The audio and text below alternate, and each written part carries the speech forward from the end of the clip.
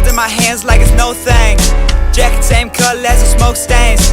Pray to God that I never grow old, but I also pray to God that I grow wings.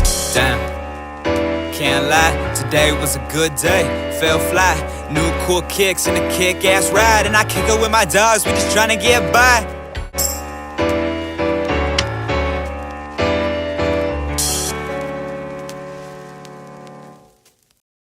Kicking off, they'll miss this fellow, the rookie out of Northern Illinois, Tim Tyrell. He is Chicago top winner. Tyrell. Terrell, then Terrell. Terrell got to him. Terrell was there to cover it. There's Terrell, and there's the headache coming right there. Bang. Terrell made the hit. He may be licensed as a lethal weapon. I'll show you the results of that tackle. Watch when he turns around. Keep the camera on him. See the red paint on his helmet? That's from the Atlanta helmet. That's how hard he hits a guy.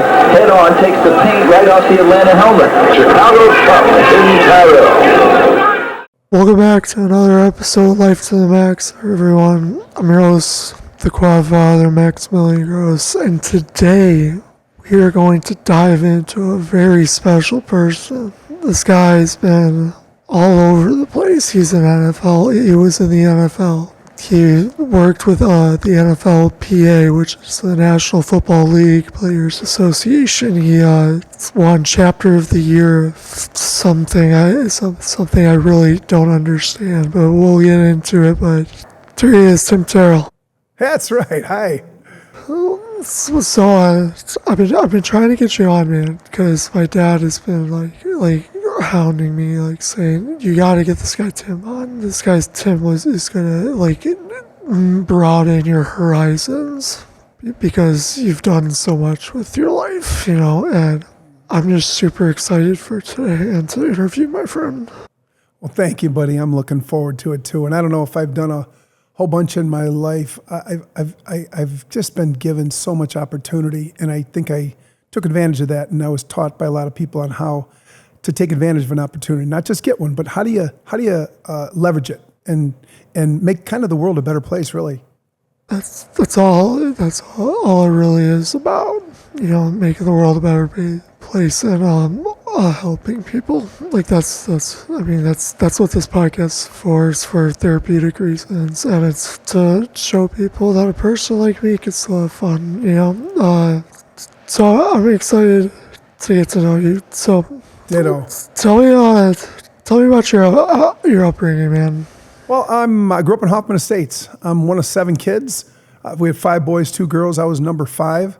And I would always ask my mom, what were you thinking after you even had me? You wanted 2 more? I was literally about to say, why were people having so many kids back then? Well, my neighborhood, I'm one of 7, but my neighbors, the Taylors, had 10. Then right next to them, the Lawsons had 7. Next to them, the Patels had 6. My neighbor to my right, we lived on a corner. The Doyles had 7. Karrases had 4. Campbell's had 4. Ross's had 4. And then the Gallows were a block away. You had to, you're kicked off the neighborhood. If you didn't have at least 4, you were out of the neighborhood. What? I think they drank and had kids. I think my mom was doing the dishes when she had me. It's like, honey, can you get that? Bring the scissors.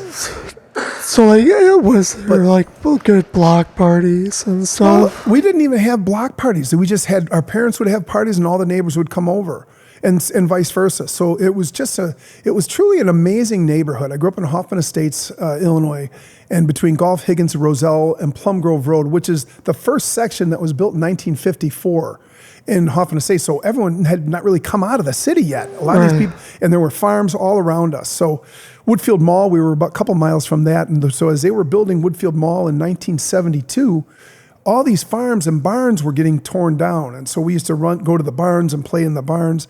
And, and then they built all the homes out there. They started building these homes. And it was just an amazing, amazing area to grow up. We weren't by any means loaded, but man, were we loaded with love and these friends and everyone kind of going through and plenty of friends to hang with. And, we would, the old story with, staying out until it got dark, we would. I used to eat standing up so I could get back outside, for dinner. And it really was fun. It really was just so much fun. And there's so many, and we're all still in touch. The neighborhood is still in touch, and it's there's just so many stories there. I don't even know where to start, but we just have had just an amazing life. And my mom just passed away a couple years ago. She was 93, lived a great life, and a lot of the parents, unfortunately, are all gone now. But still, pardon me. Our recipes to your mom. Yeah. Thank you. Yeah, she was a good one, man. Yeah, she was a great lady. So I was one of seven, and my oldest sister was mentally disabled. She had the mentality, and she's 70 now. She's our oldest. Then my brother Tom had flat feet. My brother Mike was a diabetic. Pat, I was okay. Joe was okay. My brother Pat was born with no chin and born with 2 holes in his heart. So there were a few issues there, but we never really knew it. In the neighborhood, it was one of these things where we were kind of raised by the whole neighborhood. And to this day, I bring Kathy back to the neighborhood, and I always did. When my mom, she was still alive. She had to move out about 6 years ago, but so she was there from 1954 to 2015 or 14 or right around there. That's really awesome. We go back and it's like we never left. Yeah, it was just a great, in a nutshell, that's kind of where I grew up, and then, played all sports kind of thing. So I don't know how in deep you want me to get. But. I actually wanted to ask you, when did football enter your life? We played, so I went to St. Hubert's grade school, and in 3rd grade and on, we always played football outside. A lot of the kids that I was in school with, especially Mr. Rooney, Deion Rooney, his father was a coach, and at 3rd grade, those guys were playing tackle football. I didn't play till 6th grade. Why, I don't know, because we'd play in the parking lot at St. Hubert's, and I always did real well, and they're like, you got to join. So I finally, at 12 years old, I joined the Commandos for 2 years, and then did really well, and then with the Raiders, 6th, 7th grade with the Commandos, then the Raiders, we were called the Raiders, the Hoffman Estates Athletic Association. I was a running back and just had a lot of fun. Then went to high school from there and played soccer, baseball, and football. Was a really good soccer player, but then after 8th grade, I had to kind of make a choice, and I just went with football. I ended up making the B team, which I was really pissed off at, until we played the A team, and then I hit a guy on the A team, and I was about 85 pounds, and I got knocked out, and I'm like, okay, maybe I belong here. But yeah, went to that's really good. That you chose that because it helped you in the long run. But what I'm trying to ask is typical, like 70s. When did you go to high school? I went from 75 to 79. Okay. So I think my freshman year was 76, 77, 78. Yeah, and then 79 I graduated. And I played baseball and football at that level. And then after my junior year, I just went all football. And then unfortunately, I did okay. I was the starting running back my junior year at Conant. And it wasn't anything real special. I was pretty good. I did well, and I was looking forward to my senior year. And the very first day of training camp, I was doing a drill, running around my hand, and tore ligaments just tore a little cartilage actually in my knee. So between practices, I couldn't stand up. My knee was locked. So I was done. I had to have surgery. It wasn't anything major, but I missed my senior year. And then from there is really kind of where the story starts. It's cool. So your positions, you were quarterback? I was not in high school, or not even when I went to junior college initially. So I was a running back. So I went from there, I sat out. You want me to kind of fill you in now? So from there, I sat out 2 years. I went, I graduated. I used to install carpet. So I was installing carpet. I was going to Harper Junior College at night, and I worked at Dominic's grocery store. And then my second year, I didn't play football again, and I was going to Harper. So I sat out 78 and 79, 80. 79, I went to Harper night school, and then the next year, I'm like, I miss it. I went and found the coach he was actually at a carnival in the area, and I said, Coach, I'm going to try out for the team next year. I'm Tim Terrell, whatever. So he's like, okay, whatever. So I ended up showing up and ended up making it as a starting running back in junior college. I was working at Dominic's grocery store, and I'm like, I just missed football after 2 years of being out. So I went to practice and ended up doing well, made the team, me and another running back, and after 3 games, he converted me. He goes, Tim, we had 4 quarterbacks, and I never played quarterback. He goes, Tim, you're going to be our quarterback next week. I just thought I was a good athlete.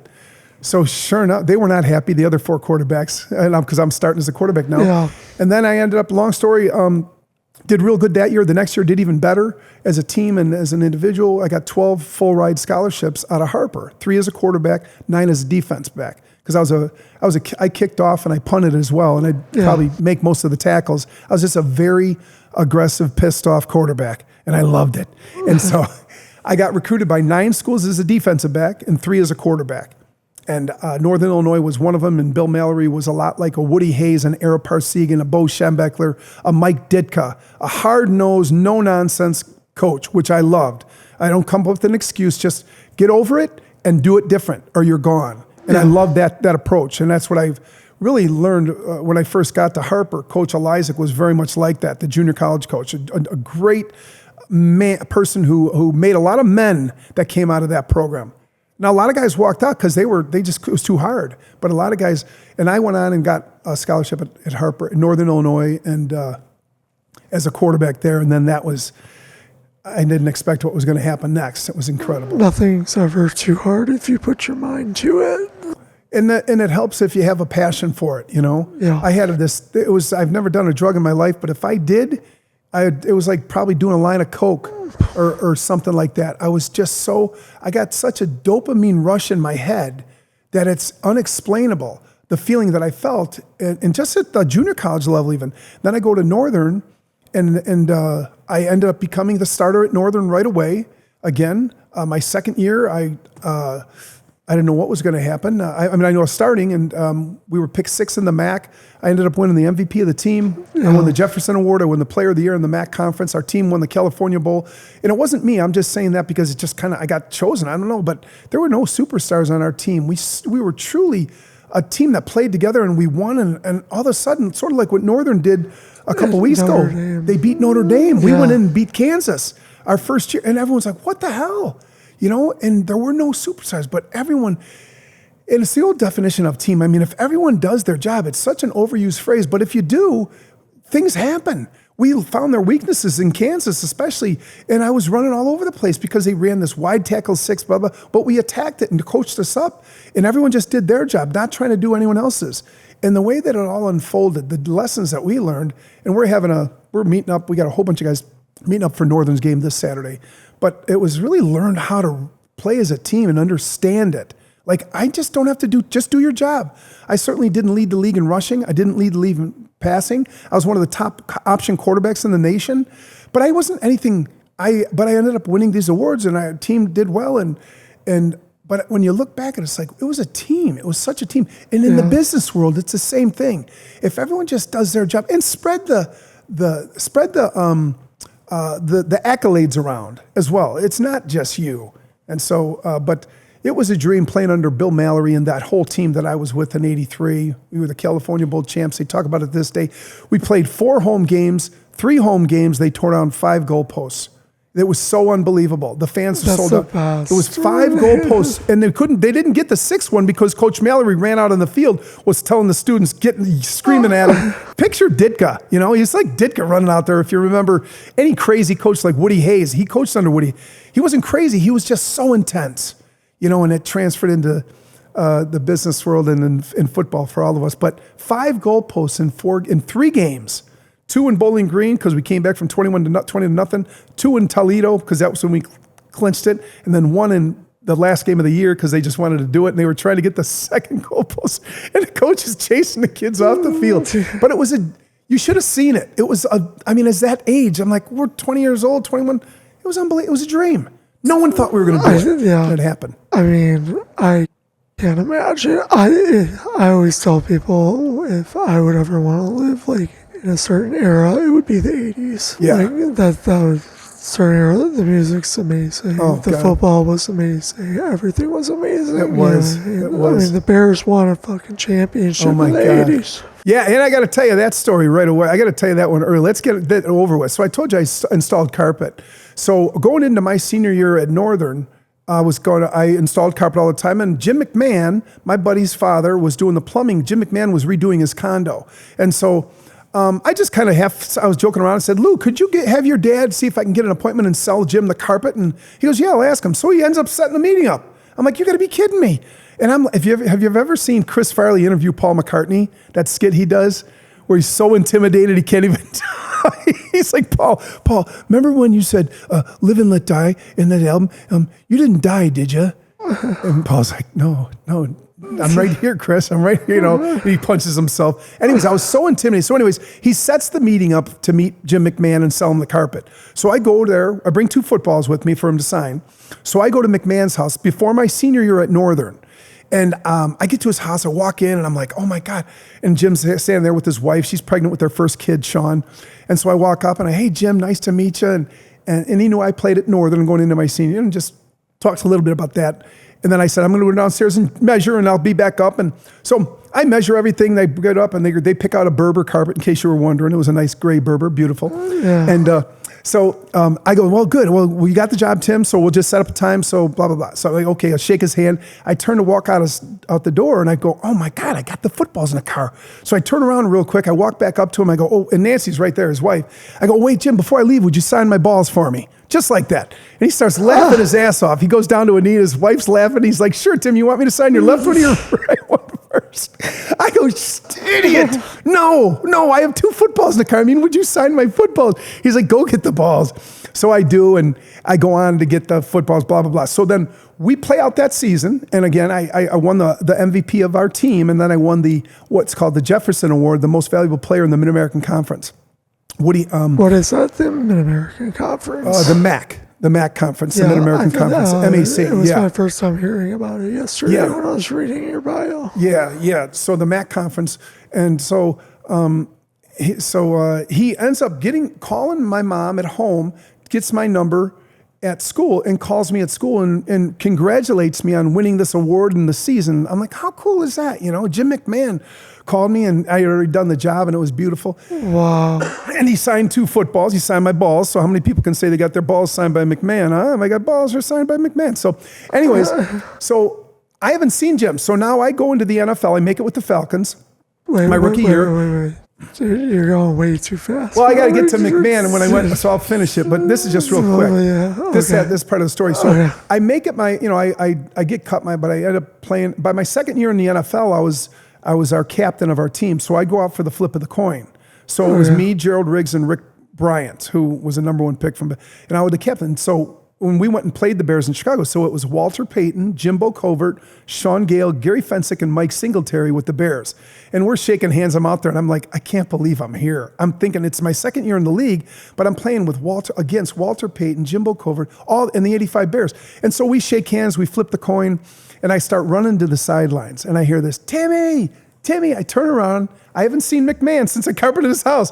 He's like, what the fuck are you doing here, dude? I said, I made it, man. I made it. And so he's laughing. He's telling everyone as they were kicking our ass, that dude was putting carpet in my house 2 years ago, and now he's the captain of their team. So we lost 36-0. I thought if we would have just held out and not started the game, we would have tied him. They beat our ass, and then they lost against Miami the next week. But I had to get that story in. For everybody who doesn't know, Jim McMahon, it was the quarterback for the 85 Bears. That was the last time the Bears won a Super Bowl. Just a full disclosure. And just a Jimmy Mack was just such a fun, a lot of you have heard, but just a fun-loving, goofy, great guy, and he still is. I still see Jim. I just had dinner with him 2 months ago. Wow. Well, that's was amazing, hilarious. Man. Yeah, I've definitely watched a lot of documentaries on the 85 Bears, and it's like he's just there with his headband, just to Jimmy Mack, he's pissing off the commissioner. Yeah. He wasn't supposed to be doing it. You're not supposed to. Roselle, and he put Pete Roselle was our commissioner, and he put his name after he was reprimanded for it. The next week he wore a Pete Roselle headband, and he got fined, I think, for that. And but Mac was just harmless fun. So, were you surprised when you won the Jefferson Trophy? I was when I So it was all the most valuable players of each team. So I think there were 12 teams. So sorry, I hit the mic. There's 12 teams. So when I got there was a guy named Brian McClure from Bowling Green. I thought he may get it. This other guy, Brian Pillman flying. He ended up going to World Wrestling after that. He was a stud. So I talked to a few guys, and one of them, it was kind of funny because Brian Pillman, when I got there, we're all 12 of us were sitting up, and it was Bo Schembechler was the one who gave the award. He was a coach at Michigan, amazing guy. But so I walked by, what's his name? I just said it. It was, I got to remember the guy's name. Flying Brian Pillman, I'm sorry. Flying Brian Pillman. I think it was at Miami of Ohio, I think he was there. And he was a great, great player, and I thought he was going to get the award. So when I got there, I said, Brian, did you bring your speech for tonight? And, he kind of laughed and stuff. So when they finally called my name and the winner of this award, as I was walking up to say a few words, I stopped at Brian. I said, hey, dude, can I borrow your speech? I kind of laughed and kept going. And I'm like, I wasn't expecting it. I really wasn't. I didn't expect to win, the player of the year. A lot of awards I think that I got, I never looked at it as like, look at me. I like the attention, but it was really such more of a team thing. Without these players doing this, without these receivers, without the running back, we had a running back that ran for over 1,000 yards that year. I don't do the things that I can do. And some of the good things that, and so I just never felt it. So it was such a shock to me to get an award like that because there's 10 other guys, and that's really how I looked at it. But I feel so honored to have won some of these awards and stuff. And then just to even play in the NFL for 7 years, it's just mind-boggling to me. It was I was unconscious just about every day. I was going to ask you, like, which award are you most proud of? But I think you're most proud of your teammates. I am. I just am honored to be able to have played at that level. I can remember waking up in L.A., I rented a house. I actually rented at Brady's, and I was with another team. I just remember I'm playing on the same team as Eric Dickerson is, and I would sit in practice and watch. I wouldn't sit, but I'd watch Eric Dickerson run the ball, and I'm like, how the hell did I make it to this level where I'm on the field? I feel like sometimes I felt like if they find out I'm on this field, I'm screwed. They're gonna get rid of me. I just couldn't believe I was there, and it was all because of kind of with what you're doing. You know what? There's a grieving period, or there's a time where you can come up with excuses and do whatever. But the bottom line is dust your shit off and get back to work. And so I failed. I didn't need to be told twice. I mean, I just knew that if I did this, I usually got this. And as I look back, very rarely did I take second place in anything. If I didn't, I just didn't like it. I didn't like basketball. I could play soccer, but baseball I was okay. But football, I had this rush, and the drills we did, I started excelling at and doing well, and it's a good feeling, and I just loved it. So that combination of loving the game, because there's a lot of guys that get to the level that are way better than me as athletes, and thank God they don't have my tenacity, my love for the game. Because a lot of these guys, even at the pro level, you should have seen some of them that weren't starters, so they'd have to play special teams. And they'd look at me like, Timmy T, man, I don't know how you go run down like that. I don't want to do it, man. I don't want to do it. And I just loved it. And I loved it everywhere I went. And it's like a good or a bad attitude. Both of them are contagious. Which one do you want to be a part of, right? Yeah. That was more like just to be able to experience all not just that, but meeting like a Brian Johnson from AC/DC and becoming friends with them, it all piles into all these other opportunities I get to meet people, and then I just get a kick out of it, especially when they're cool, especially when they're humble and there's gratitude involved. When you meet somebody because it's not about me, it's about, God, how can and I have this incredible passion now. And I was talking about the car wash thing because I went through the car wash today, and the guy that I become friends with, he's like, not him, but the other guy, he goes, Tim, you are by far our favorite customer. You're always happy. I had it, and he was telling me all these different people that come in that, do you need any help with putting in your program? And some of them are like, no, get away from he was just kind of laughing. And it goes to I don't do this for the attention. I don't need or want the acknowledgement that, oh, you're such a good guy. But I want to be able to make people somewhat feel a little bit how I feel. So the only thing that I can do is carry forward what was given to me. None of this stuff was what I did. Yeah. It's an understanding, like I'm so proud of what you've done. And I've talked with your dad many times and about you and how much he loves you and is so proud of you. And I know there were times it was really difficult. And I just can't imagine, but to see what you've done, that's inspiring because it's not talk. It's not talk. And I mean, so many people, it's like, you know what I always say? It's like losing weight and saving money. It's not hard to do. Let me give you a real quick seminar. Let's talk about how to lose weight, burn off more calories than you take in. Thanks for coming, everybody. Now let's talk about how you save money, make more than you spend. Okay, bye. That's it. The hard part is doing it. Just if you don't have it, don't spend it. And then, or get a job that you do. It's not complicated. I don't need 30 books to tell me how to lose weight. I don't need 500 books to tell me how to save money. If you can't afford it, or look for a better opportunity. And if you've been through adversity, like you said, you failed a lot too. But those successes, like, you know what? I look back now, I look at some of the stupid shit I did and said, and it's not funny, and I'm not proud of it. But if I didn't learn from it, and learning from it means I'm changing. It's like saying you're sorry. You know the difference between saying you're sorry and making amends? When you say you're sorry, you're just saying, hey, you know what, Tom or whoever, I'm sorry I did this, I said this I'll try not to do it again. And that just buys time till the next time you do the same thing without a plan to change and say you're sorry again. When you make amends, it means I'm not the person I used to be. And I'm changing my ways based on I'm in therapy, or you're working with somebody that can help you change because you're what got you there. It's like when I go and at every level, whether it be work or the football field, when I got to junior college, I didn't know if I could play at junior college. I got a coach that showed me how to take it to that next level. And then I went to a 4-year school that showed me how to take it to the next level. And I'll tell you, if I wasn't ready for the pros then, and I knew how to take it to the next level, what I thought, and I did. And it took 2 weeks to get that respect, but I was tearing it up my first week in camp. What was the transition like going from a JC, high school to JC, and then to D1 college? God, it was so similar. It was this feeling that I missed. You can't just create dopamine by sitting around. You got to take chances, right? And that good dopamine, you know what I mean? That adrenaline rush, that feeling we feel, that's exhilarating. Whether you're doing drugs or you're doing something, the dopamine's what we come back for, right? And in junior college, I liked it. I missed football. And I wanted it. I don't know if I'd be any good, but I wanted to go be around the guys and do it. And I did it. And it got even better at Northern Illinois. And then we started winning and we're surprising everybody. And it's like, this is unbelievable. And then I meet Jim McMahon. I'm like, this is so cool. And I met a couple other pro athletes.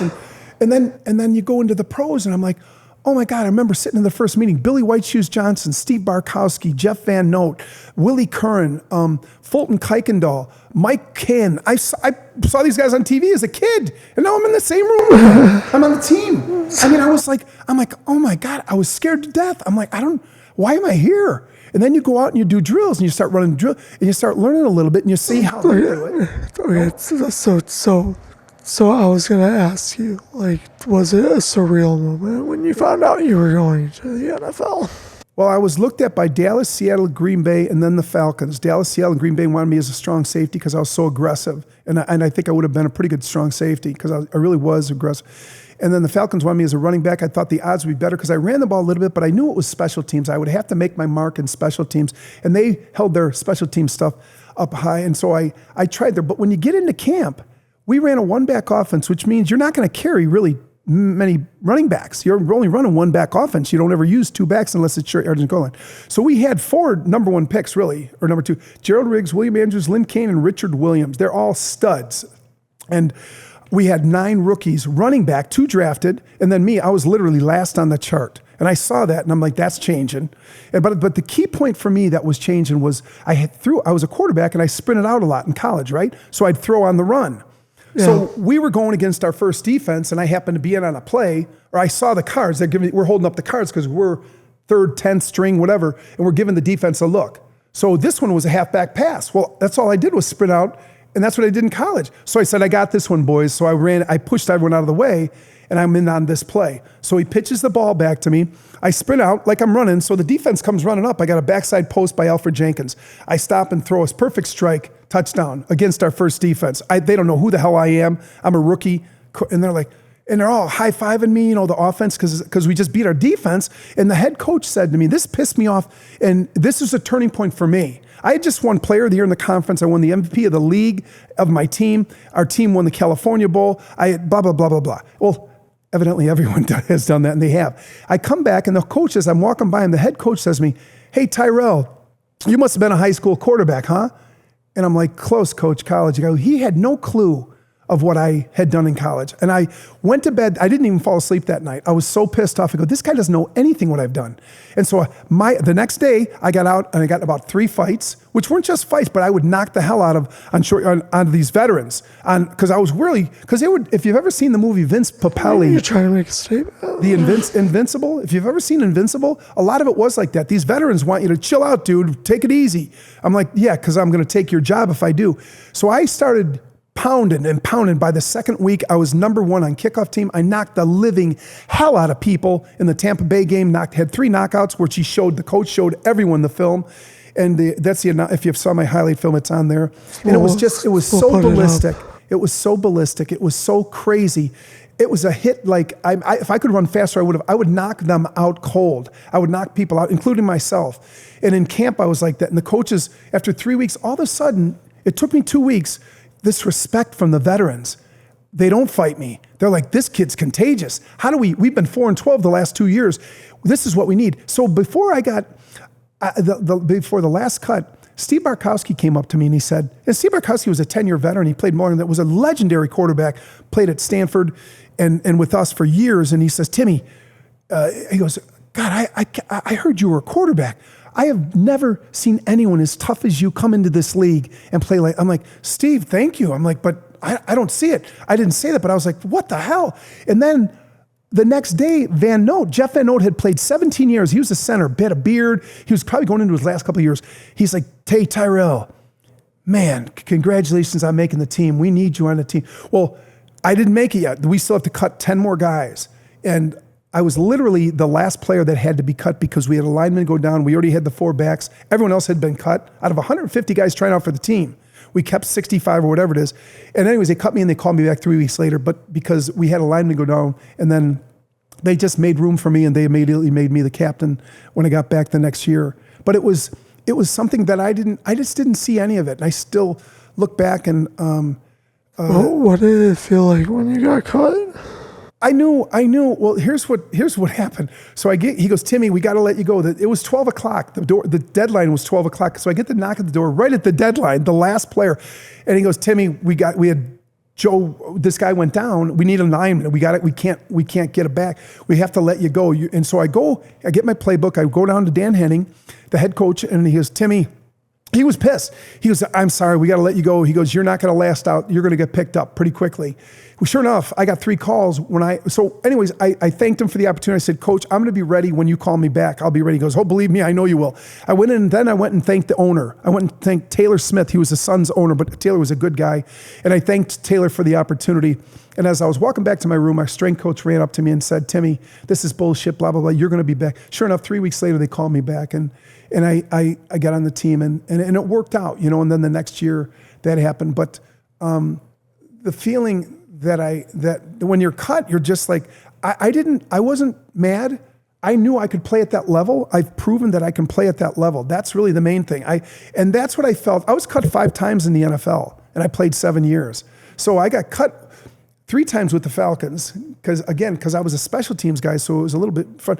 Well, the third time they cut me, they were going to call me back the next morning because that's how they did it. And they ended up, I got a call that day from the Rams. They see you on waivers, you have to go on. The Rams picked me up and flew me out, and I'm now playing for the Los Angeles Rams under John Robinson and playing with guys like Kevin Green, Mel Owens, Jackie Slater, Irv Pankey, Eric Dickerson, Kevin Green. Just studs. Yeah. It was just such a great time. But I can tell, I can literally see the passion coming out of your eyes with thinking of back then, the experiences you had, and I kind of want to digress and go through a college game compared to an NFL game. So was college more wasn't so people say, okay, you're in the NFL, you're playing for a paycheck, right? Well, no, God. Well, I would have, if I was my own agent, I would have played for free. I did not care about the money, was no issue. I just wanted to play. I loved it so much. But the speed is ridiculous, the speed at which we played. And keep in mind, I'm playing in the NFL now as a fullback from a quarterback. And I was a running quarterback, so I got hit a lot too. I always tried to dish it out. I wasn't that big though. I shouldn't have been, because I could barely lift my arms near the end of the season was a quarterback, because I tried to run people over. And I would succeed sometimes, but it wasn't, I don't recommend it, especially because I got to throw in the whole deal. But the speed was unbelievable. The talent was just crazy. I couldn't believe I was there when I'm competing against these pros. The talent was, wow, this is a level. I didn't, you just don't, I don't know. It's not that I doubted myself, but I'm like, how the hell? Oh my God. But my attitude and my ability got me through. But a lot of it, I just had a contagious attitude that was so ballistic and so, I want to win at everything, and I'll do whatever I can. Coach Robinson with the Rams used to tell me before kickoff, Timmy, we need you to set the tone, which means we want you to just knock somebody out. Or we want you to make a big hit, which is what I would typically do, and I would. And it was kind of an honor to be able to, and he would show film, but the speed is what the difference, I think, was for me. And then, of course, it's such a different position. I went into it just like as when I went in as a quarterback. I'm like, I don't know if I can do this. I'm just going to start doing it. And the coaches see that you can. And you would identify maybe someone who could, you're like, you would be good as a podcaster, or you would be good as whatever your talents were back in the day as when you were in the Army. As a runner. Yeah. You see, and you're like, and the kids, it's fun when they don't realize it because they're coachable and they're going to be so amazing. So I think, I don't know, I never knew that I would be good enough to do this. Yeah, well, you did it, man, which is the most amazing part, and I have to ask, when it comes to being in the NFL, what was concussion protocols like back then? Well, I was able to, so I was knocked out cold, and I knocked the other guy out too in Tampa one time. But I got up on my knees and I fell back. It's actually on film. You can see it, which one of the clips I sent you. And you see me fall back. And then, so Pride Moore and Scott Case, and they were on kickoff team with me. And as we got to the sidelines, I was okay. I got back. I was out cold for a second. And then I got back up. And then they told the trainer, this is 1984. They told the trainer, and he goes, Terrell, you're out. I go, no, I'm not out. I'm fine. They took my helmet. So I talked them into giving me my helmet. I just got a ding. Back then it was a ding. But there's been many times where I had to, 4 games at least, where I had to miss the next game because I knocked myself out. Yeah. So the protocol was, when I was in San Francisco, I hit Ronnie Harmon's brother, Michael Harmon, I think his name was, in Candlestick Park. I was out. I laid there for a long time, about 5 minutes, not moving. And then I got up and they walked me to the sidelines. I woke up on the sidelines and they said, Tim, are you with us? And I'm like, yeah. And they got, follow the finger. So I'm like, they're following the finger and keep your head straight and follow the finger. Do you know where you're at? And I looked up at the scoreboard. I said, yeah, I'm in San Francisco. They said, you're done. So they took my helmet that time. So it just was a subjective judgment call by the doctors. And a lot of guys, I didn't say a lot. In practice, I was knocked out a lot. I just didn't say because I wanted to make the team. I just wouldn't say anything. So, and I don't know if I had, if anyone did, I had, you have a ton of them, but you really don't know. I hear that all the time. Like, how many concussions did you have? I'm like, you talk to anyone that played on the same team with me, they will tell you that Terrell would probably have the most if we were really keeping track. So we really weren't. But knocked out, at least 20, 30 times. Jeez. More in practice and games, Just not, but I just was like, oh, I hope I come too, because I want to do this again. Do you want to just get knocked out again? Well, usually it was a big collision and it was probably a good play, but I just wish I was there to remember it. How did it feel when you saw it on film? Amazing, because what John Robinson did and what Dan Henning did too. So one time before, keep in mind now, I'm there. So I'll give you the one example when I was with the Rams. I had this amazing game. I had 3 KOs, but a lot of times the guys don't see it because you're flying all over. So Coach Robinson would take the highlights of the game before we'd start the meeting for the next game. So on Wednesday, we would have our team meeting and everyone's in there. He goes, okay, guys, I want to show you guys how to play special teams. Keep an eye on number 32. And I'm like, oh my God, that's me. That's cool. And he knew it. He was kind of being half-heartedly funny. I'm sitting right next to Eric Dickerson. And I go down and we were playing in, I think it was San Francisco. I don't know. I lit somebody up. And then I did it on punt team.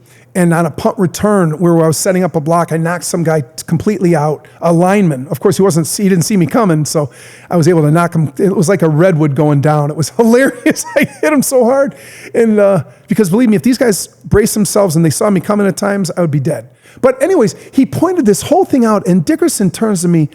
He's sitting right next to me. He goes, dude, you are crazy. And I'm thinking to myself, how cool is that? Eric Dickerson just said I'm cool and I'm a great player. You know, not a great player, but they kind of admired it. But it was such a thrill to be pointed out that you were part of the team, that I'm doing my part on this team. And that someone acknowledges, you know, that you're doing a good job. And, you know, I was the first alternate in the Pro Bowl 2 years in a row in my second year in the league. I was runner-up for Player of the Year for that. So it was really cool to be acknowledged that, you know. And one time we're playing the Saints, and what's his name? The old coach, Bud, with the Saints. Buddy Ryan? Not Buddy Ryan. It's a big Southern guy. Oh my gosh, I'm so sorry. I can't remember. I'll think of it. He's a legend. And he came up to me before we're stretching out before we're going to play them. He goes, "Hey, TYRELL." He goes, "Take it easy on us today on special teams." And I'm thinking, oh yeah, okay, sure. You know, thanks, coach. Because he said, we voted for you for the Pro Bowl, is what he said. And then he said, take it easy on us. Because the team votes, usually the special teams guy on their teams will vote and say, who do you want to recommend? So the Saints recommend blah, blah, this guy.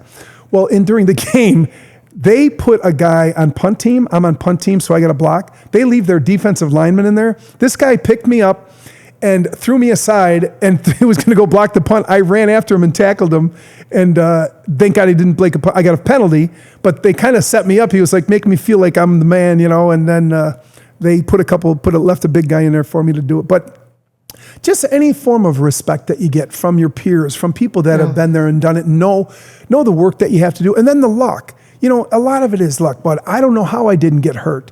And I would think about that all the time and just thank God that I'm not. And to this day, my knees, hips, and everything's fine. I mean, you're talking about knees and hips. What about your neck? Neck is pretty good as well. I'm saying like your neck. Like there's a lot of spinal cord injuries that happen. Well, when I was knocked out in San Francisco, they made me do a neck X-ray. So when I went in there to do it, it was my 5th year in the league. And the doctor said to me, he goes, "Timmy, you have the neck of an 80-year-old man." This is when I was 26 or 27 years old. And I'm like, oh, I feel good. I mean, but he did say that. And I was like, wow. And I used to get, by my 6th year, in my 5th year, 3rd year in 1987 or 88, I got shots of cortisone in both shoulders for every game. So I would get a shot because the shoulders were so just messed up. But it felt good, and I haven't had, knock on wood, again, to this day, I haven't had any issues. My knees and hips, and I talked to all the guys, and every one of them has at least 2 knees done or their hips done. So let's knock on wood here, and hopefully that happens. Yeah, no kidding. But it's just, I don't know. And that's the other reason I wake up every day, bud. And I'm inspired by guys like you. I'm inspired by anyone who's had their total back against the wall, and I'm like, how do you recover from something like this? Or how do you do this? My friend Jimmy Gale was paralyzed from the waist down, started the Chicago Wheelchair Bulls, first wheelchair pilot to come out of U of I, got his accounting and finance degree, went back and got his degree in journalism. This guy went on to run and build companies and buy and sell companies, and it reminds me of you. I'd love for you to meet him someday. And he just simply, and he was the most inspiration. When I was inducted into our Hall of Fame at Northern, I couldn't even get through my speech because I was talking about, my inspiration was thinking about Jim and how he was able to do that at 20 years old. In 1980, he was 19 years old, and to accomplish. And I was inducted like 15 years later. I had gone through the pros, and I was just thinking, and I look at that, and I'm like, that's inspiring. I think I have it hard. What about Jim? How did he get through this? You know, how do you do it? In the bottom line, there's a grieving period, and it's not for, and we all need help, and we need to reach out for different things. But then there's a point where I got to start. I'm putting a studio together. Look at you in here. This is amazing. And what you're doing, dude, I mean, the people that I'm going to introduce you to and the other players, they need to meet you. They need to see you. As a matter of fact, I may want you to come and talk to our NFL chapter meeting and have you come in as a speaker to talk to. I would love to do that. definitely have to do my research on. Well, we'll get you, but who knows? But believe me, it is you know it's amazingly inspiring because I had a friend who lost a daughter in college 10 years ago, and I still don't know how they get on. She's the prettiest girl I think I've ever seen in my life, and just a horrible accident happened, and she's gone. And I'm like, how do you go on with the kid? And I just got a group together, and I'll end with this. I'm sorry, I'm using my hands, I'm hitting this damn microphone. But I have a friend of mine. I worked for this lighting company, and she sales in there, and her boyfriend is an older guy. They're older. And his granddaughter was killed in a car accident, and you may have heard of this. This was in Naperville. And here's what happened. The kids were 17-year-old driver, and the girl was 12 years old, and their cousin, the driver, was 17. You know, they were at a church teen meeting, okay, on 59 in Plainfield, and they were pulling out of there, and they got hit, and the bags went off. Everyone was okay. They're between the highway. They're between the lanes, I guess. They was pulling out, and that's how it happened. The airbags went off. Everyone was fine. The little girl. He got on the phone with his dad, calling his dad. Everyone was fine. The little girl gets out of the car. She was scared, runs from the car, gets hit by a car and killed. Can you imagine? Her name was Gia. It was Mia. It was Gia, I think. And I got 10 NFL players. They did a soccer thing for her about 2 months ago. I got 10 players to go out there, and they did a fundraiser for a charity, which is what Gia wanted it to go to. But I talked to the parents, and I don't even know them. I can't even understand how they go on with their life. And they have another daughter, Mia, who's 10, who's a stunning little stud soccer player. And there was about 1,000 people out at this event. They did it out that way for soccer. They all signed up, and I said, the only thing I can do is, look, if we can ever be a part of any fundraising you're doing as players and carry the message and carry this message that what they're doing is just keeping a little girl's legacy alive, which is what you're doing, you know, and by your actions and seeing what you're doing. It's like, you think you have it bad, go meet Max. You think your shit's bad. And if you're not inspired by that, Max, you move on. And that's what I don't spend a lot of time with I mentor a lot of people, but if they're not ready, if they want to still keep digging, when you're done digging and want to stop this bullshit, I'll help you, or I can give you some suggestions that have worked for me, right? Because there's a million ways to do things. But anyways, I'm amazed at how and inspired by what you're doing and what these families I appreciate that, man. I really do. Yeah, I'm a little speechless right now, but so how long were you in the league, man? I was from 1984 to 1990. Okay. So I was 2.5 with the Atlanta Falcons. That third year, they cut me with the intentions of bringing me back the next day, and the Rams called me that night, and I flew out to LA. It was really fun. Yeah. And then I was I got let go. I got signed by the Bills. They gave me a signing bonus, so I signed with the Buffalo Bills in camp in 1989. I got released. I was one of the last players cut and picked up by the Steelers and played 89 and 90 with the Steelers. I got cut in 90 with the Steelers.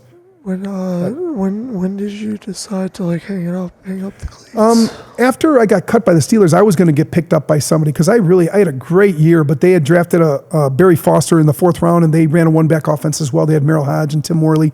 They had their backs set up. And then about a week later, my knee locked again, just a little cartilage, and I had to have surgery. Well, then I tried the next year, and it wasn't right. It was just time to go. Your body kind of tells you. I knew it was coming, but I thought I could get a couple more years out. But 7 was, the average was 2 or 3, I think now. And especially back then, Max, it was ridiculous. It was more like abuse, and I don't mean that in any bad way, but it was ridiculous the way we practiced. Practice 2-a-days were so stupid. The amount of hitting we did, and now they do a walkthrough and that type of thing, and it's in the morning, and then you practice in the afternoon, and we just hit way too much.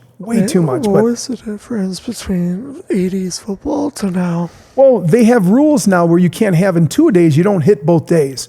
I believe there's a certain amount of practices you can hit, and they define hitting, hopefully not like we were. We were full speed, going nuts. So they changed those rules, and that's for the better, is just not as much hitting, I don't like that they took away the kickoff thing, because that's how I made the team, is by me showing my aggression on kickoff team. So it would have been tough for me to do it then. But But It makes sense, but I don't Yeah. like it either. But I really do don't. like that they're just not beating the guys up as much during the week.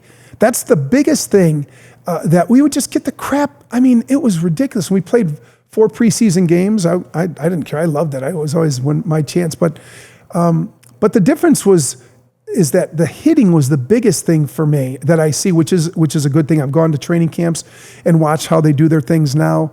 But when you're a guy who's on the edge, who's not a blue chip guy in the league, he's trying to make a name for himself. You want live as much as possible because you may look good out of equipment, but when you get it on, that switch goes off, it's over. That's really where I was able to shine. That's But that would be thank God they did it too. It's I know. Too much hit. I watch games from back then to now. It's like night and day. That's why I had to ask you because they protect the quarterback very well. Well, and they should, and they really should because they just should because you're vulnerable. I mean, you're throwing the ball, and I know, but then the dream is the D lineman. That's their whole dream is they want to get it. But some of the hits, the way they hit these guys and threw them around back in the 70s was ridiculous. In the 60s, I mean, they would lift them up and slam them on the ground, which so they slowly took away some of that, and I think they make a bigger deal out of it than it really is. Where if you can get to the quarterback, I know. With some of them, there's millions of dollars now too. There wasn't that kind of money either. For them to take a hit when they're in such a vulnerable position, right after you're throwing the ball and you're just, it's pretty to watch. But if you're paying a guy $200 million a year and he's hurt the next week, it's not good. So it's I don't know what the balance is. I just do. It's good that hitting in training camp and practice during the week too. They really lightened up on a lot more than it. And then getting hit and how you're tackling guys too. It's for both sides. The sparing thing, back in the day when they didn't have helmets or they just had the leather helmets, they didn't hit with their head because they didn't have the protection. So instinctively you don't, you know what I mean? Yeah. So I think that's what they're trying to get to. Not that point, not to that extent, but more shoulder.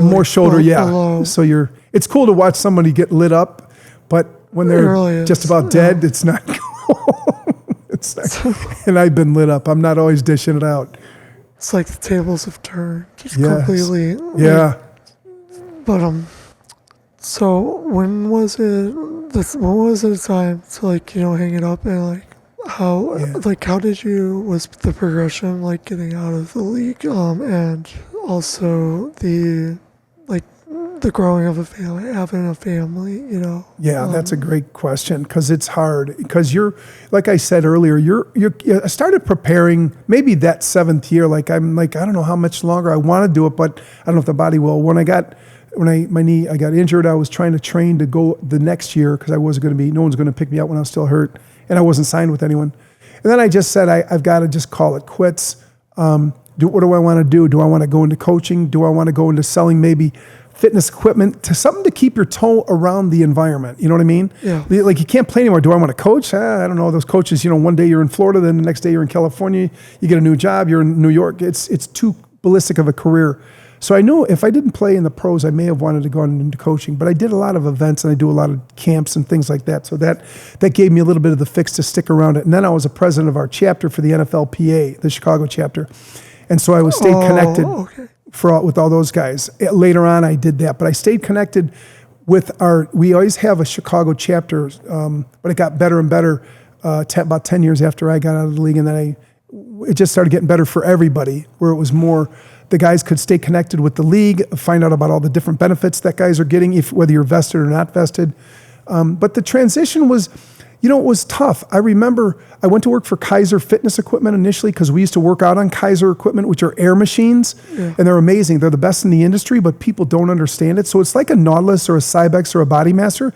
It's just that it's not a weight stack, which is your resistance. Your resistance is compressed air, and it works the same way, only you can train at any speed without the weight becoming ballistic.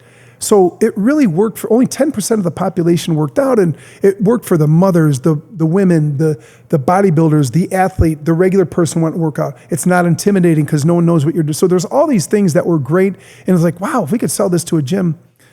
because then it hits that whole area rather than just having a Gold's Gym or a powerhouse gym, which just the bodybuilders go, and it scares away a lot of people because these guys are all like, spring break, Arnold, you know. And anyways, it turned out, so I went into that. I loved the equipment, but we just simply couldn't sell it because it was more of you had to explain it too much. And the gym owners didn't really get it, even though it was so expensive and it's still the greatest stuff out there. They use it a lot for rehab because you can train at any speed with the resistance, which is, you can't, with weight, you can't because it becomes ballistic. The weight goes flying, so you got to go 2 seconds up, 4 seconds down.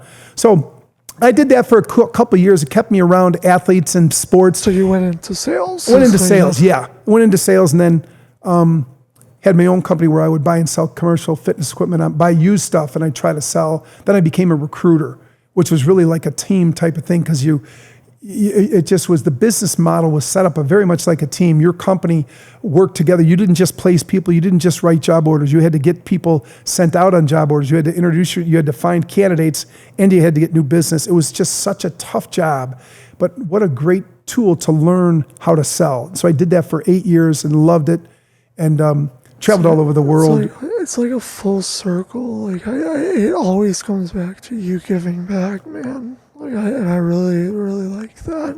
That is all this whole conversation. Like you've been extremely humble, and you've always gone back to giving back. Like work. So with that being said, can you give me an example of what it's like to be in the National Football play, like the NFLPA? Well, to be a part of it, it's such a badge of honor, and I say that in a very humble way. So, for instance, when I went to a meeting through the NFL, and early on when I first got out, a lot of the older guys were still around. A lot of these old, crusty, angry guys, they would bitch and complain about this and that and this and that. And I would think to myself, guys, and I finally said something because we had like 25 guys. These are some legends. I won't even tell you who they were. And they're bitching about this stuff. And I go, well, guys, there's a protocol of how you go about getting what you're asking for. Why don't we do it? And so they got out of it. We formed a 501c3. So we had to form our own 501c3 so that, because the NFLPA can't be associated with us doing stuff because liability issues, you just can't do it. So we basically had the same guys, but we decided to form a foundation where we could fund 8 $12,000 scholarships for kids and 3 youth football teams. We would give them $10,000 a piece. So we would do it through running a golf outing and that type of thing. One of the things that what I tried to portray is say, look, guys, we're influencers in this world, whether you like it or not. And I said, it's not about us bragging about this. It's not about us, look at me, I'm doing this or that. But look at the influence we have and the things that we can do.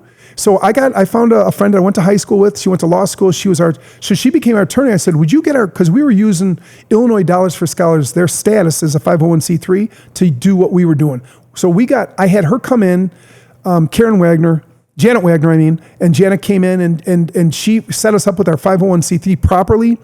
And we have a golf outing and we would do autograph signings. So I started trying to show these guys, how can we leverage your contacts, your NFL stuff with making the world better? And also, you guys are going to meet a lot of business owners. I ended up meeting the YPO group in Chicago. Now, if you don't know what the YPO is a young president's organization. It's a bunch of men and women who are multimillionaires. And you got Gary Ray, you got Raybine Paving hooking up with a chimney sweep company, and totally different businesses. They are in a group that they qualify to be. In order to be in a YPO member, you have to be the president of your company, the CEO or something. If it's a product or a service, you got to do 12 million or 20 million in business, which one is which. And then you've got to be under 55 years old. And so Gary's teaching this guy in a chimney sweep company who had the company, he bought the company from his dad for $220,000. It's worth 25 million now. And this is a few years later. So I met these guys at an event, and I became friends with Gary, and Gary introduced me to all the YPO members. So I put together, for instance, something where we'll do events and we'll invite these guys. They have money.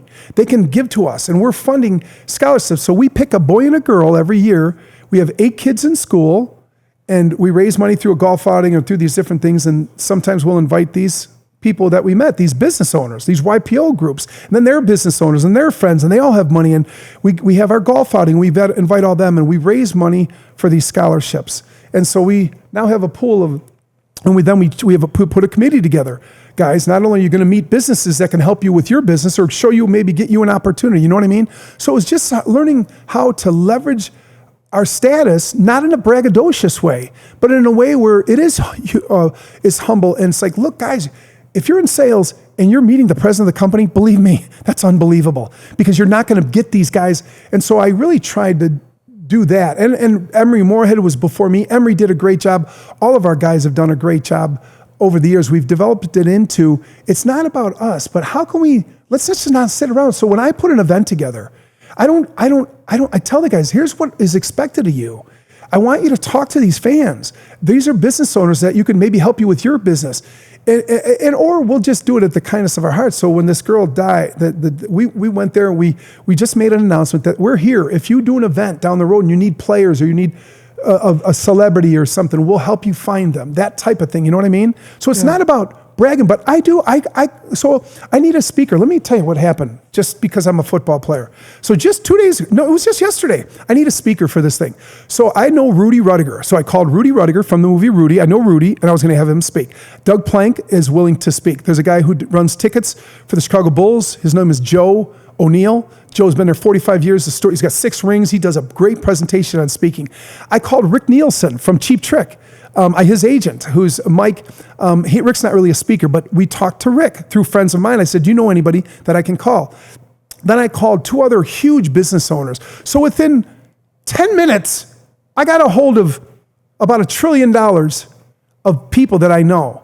And I'm not bragging about it. I did though. And now the company that I've been there, so it's this big association for 150 companies. They're putting this thing together. They raise money. They started a foundation as well, but it's an association for the fastener industry and that industry. And I hooked them up with a speaker. They're choosing Doug Plank today or the other guy. Amazing. But man, isn't it cool? Like I can call Brian Johnson from AC/DC, which we didn't get into that yet. We'll talk about that story. Who I'm friends with. Tim, so what are you doing, man? Like, what motivates you to give back to the community? You went from NFL player to this philanthropist, and it's amazing to hear. What motivates me is the gratitude and humility. What could have been, it could have gone the other way. Some of the bad decisions I made could have gone the way what happened to you, and unfortunately, and look what you're doing. And I could have been paralyzed. I could have hit somebody and killed somebody. I stopped drinking 20 years ago. I wasn't a big drinker, but I didn't like the way I was. I was an idiot and I had to change. So what motivates me now is the feeling that I get of being able to hopefully have somebody just feel like I feel every day. I feel grateful. I remember how it was. You hear that story about the guy who's floating out in the middle of the ocean because his boat went down, and he's praying to God saying, God, please, if you just save me, I'll go to church every day. I'll be there every day. I'll be the first one. I'll be there every day. And he says, God, please just. And then he looks on the horizon and he sees this ship.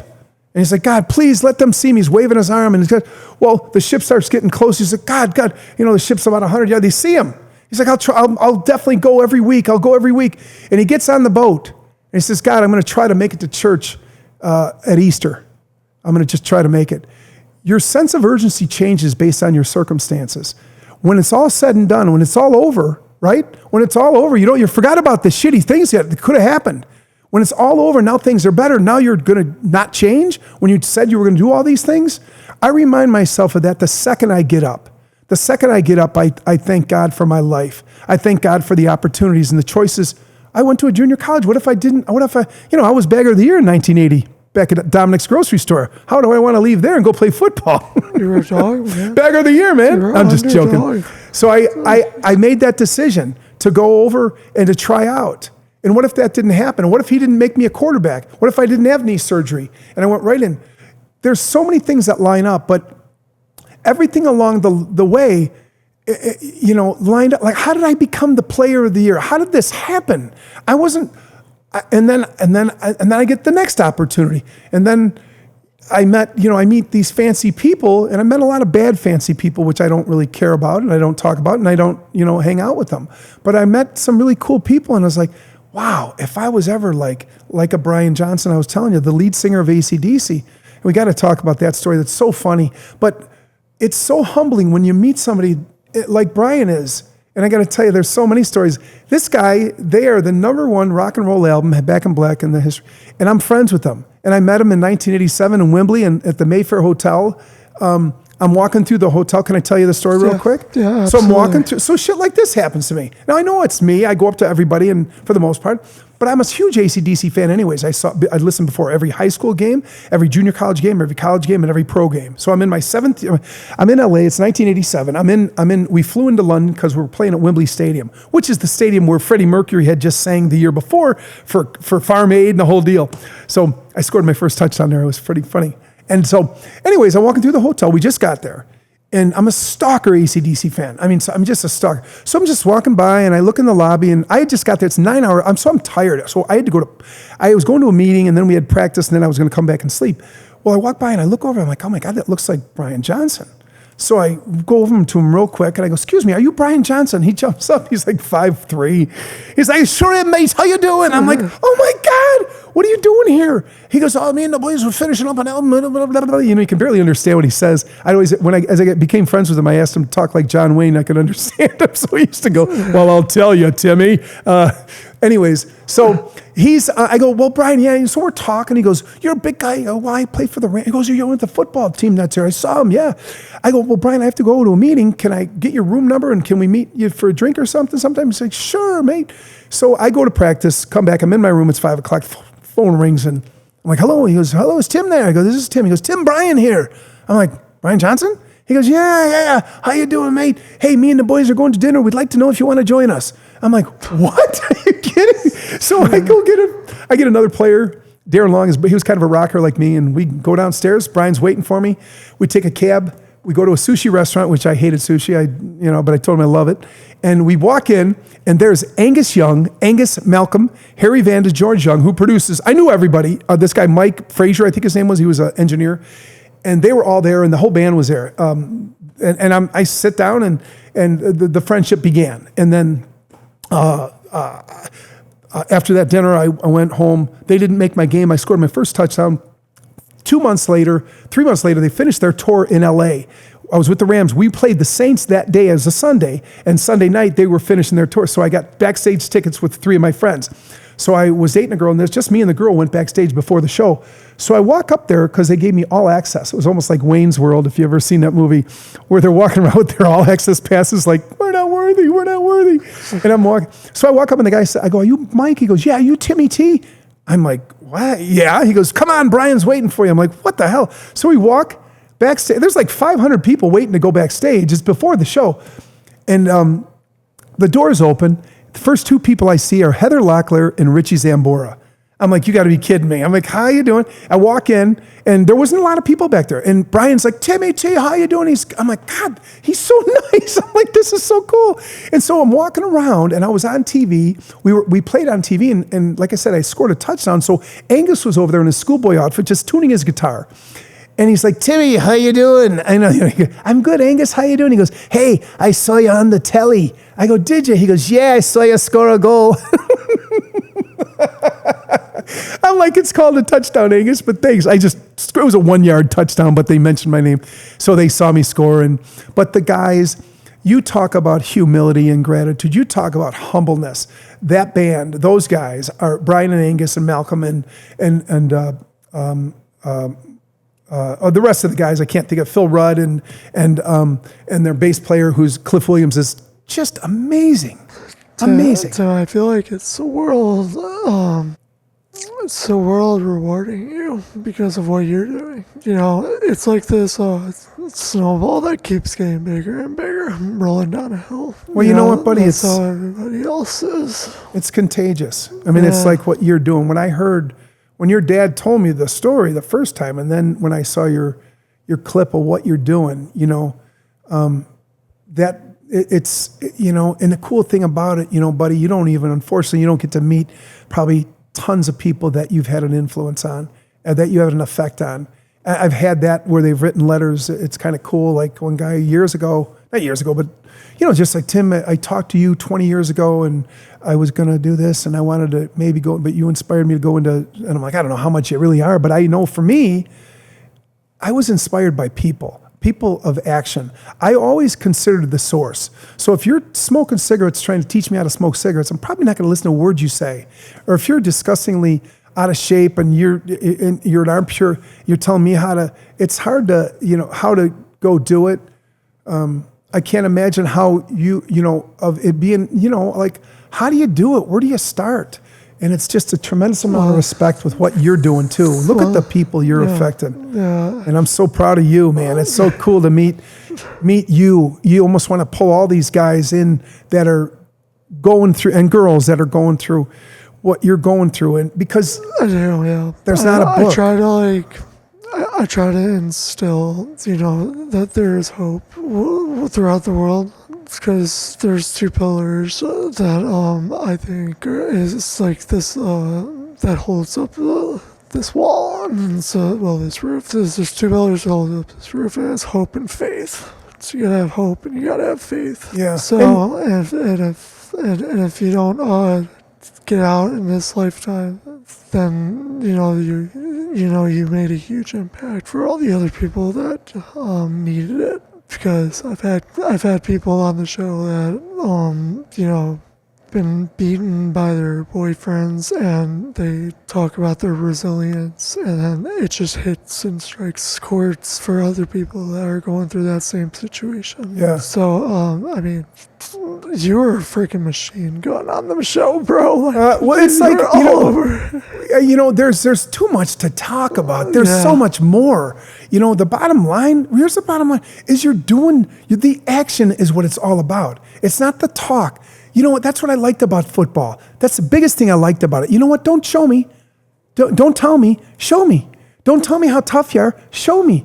That's what I mean. I've always liked show me, and I love that. Oh man, I got in so many with veterans. I didn't say it, but you're just like, let's take it on the field, dude. Or the next play, I'm getting you, and you try to, and you just start.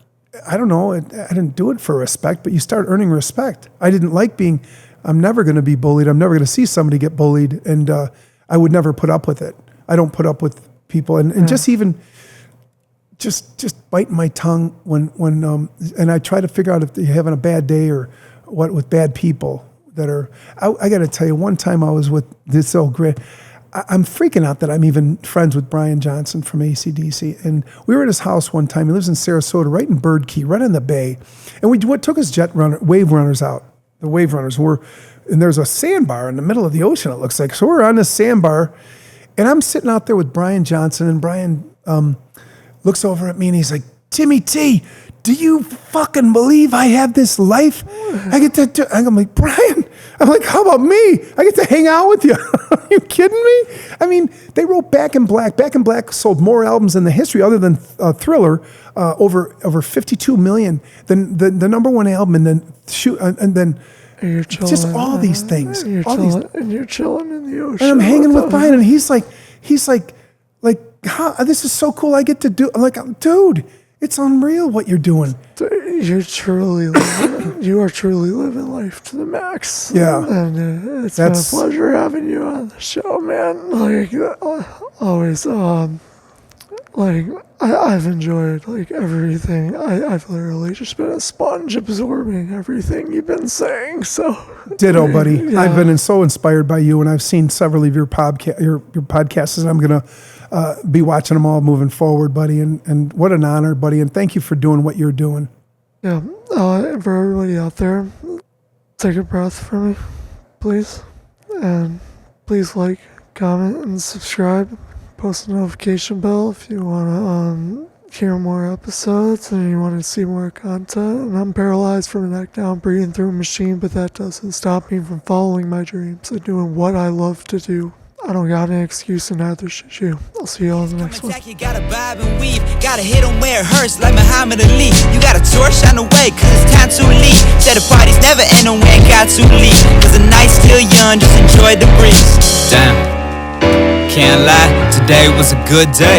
Fell fly, new cool kicks and a kick-ass ride. And I kick it with my dogs, we just tryna get by. Just a couple of punks, all trying to get by. Just a couple of teens, all trying to survive.